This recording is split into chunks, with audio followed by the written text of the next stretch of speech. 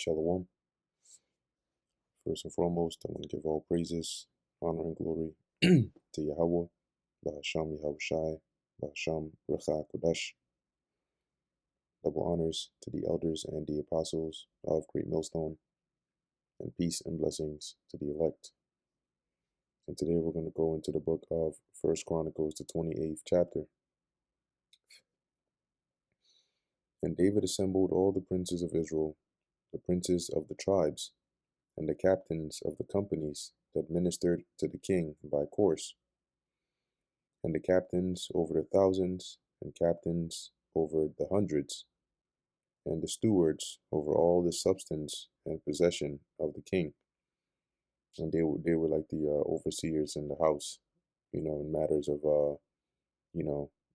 as I just mentioned, the substance and provisions. They would track it all down, and so on and so forth. And his sons with the officers, and with the mighty men, and with all the valiant men unto Jerusalem.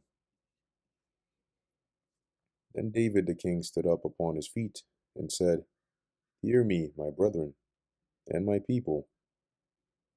As for me, I had in my heart to build an house of the rest, a house of rest for the ark of the covenant of the Lord Yahweh. So it was his original intention to build an house for the Lord, to place an ark, or to place the ark there, and for the footstool of our God, and had made ready for the building. So he prepared everything. But God said unto me, Thou shalt not build an house for my name, because thou hast been a man of war, and hast shed blood. So basically, the Lord held David back from doing that, and letting him know that he had appointed somebody else to do it, because David had his role was really laying the groundwork for it. Howbeit, the Lord Yahweh God of Israel chose me before all the house of my father to be king over Israel forever. So of everybody else of all his relatives, the Lord chose him out of his house to be king over Israel. For he hath chosen Judah to be the ruler, and of the house of Judah, the house of my father, and among the sons of my father, he liked me to make me king over all Israel. So of all the tribes, at first it was Benjamin, of which Saul came from, but the Lord ended up choosing Judah, and then, David's house, and of all of them, David. And of all my sons, for the Lord Yahweh hath given me many sons, he hath chosen Solomon my son to sit upon the throne of the kingdom of the Lord over Israel. And he said unto me, Solomon thy son, he shall build my house and my courts, for I have chosen him to be my son, and I will be his father.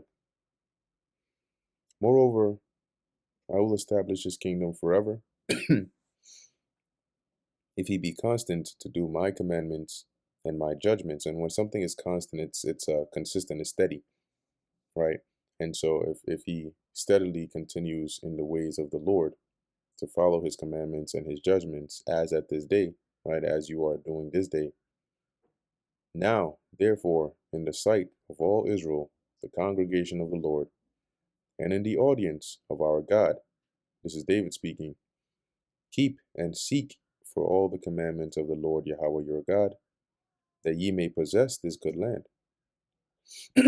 So continue to follow the ways of the Lord, the things he has commanded us, so that you can remain right in possession of this blessing the Lord has given us, and leave it for an inheritance for your children after you forever. And thou, Solomon, my son, know thou the God of thy father, and serve him with a perfect heart and with a willing mind. And with a perfect heart, meaning that you don't waver or differ to the left or to the right, aside from anything the Lord has ordained you or commanded you to do. And with a willing mind, always ready and apt to do the will of the Lord. For the Lord Yahweh searcheth all hearts, and understandeth all the imaginations of the thoughts. So you don't have to even say something for the Lord to know what you're thinking or what your intents are. If thou seek him, he will be found of thee. But if thou forsake him, he will cast thee off forever. So he'll deal with you as you deal with him. If you seek the Lord to follow his ways, he'll make himself found unto you. Right? But if you go away from the Lord, he'll cast you off. The difference is when the Lord casts you off, it looks much different than when you forsake the Lord. Because really, when you forsake the Lord, it's to your own hurt. And when he casts you off, that comes with all the things we saw post the time of Solomon into the time of our captivities. Verse 10, take heed now, for the Lord Yahweh hath chosen thee to build an house for the sanctuary. Be strong and do it. All right, so take this very seriously. In this work the Lord has charged you with is not a light thing.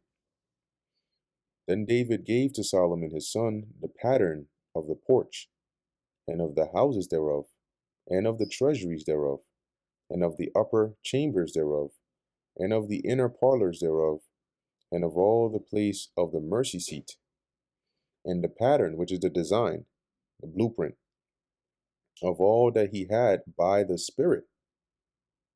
So the Lord revealed to David the pattern of how he wanted this house to be built.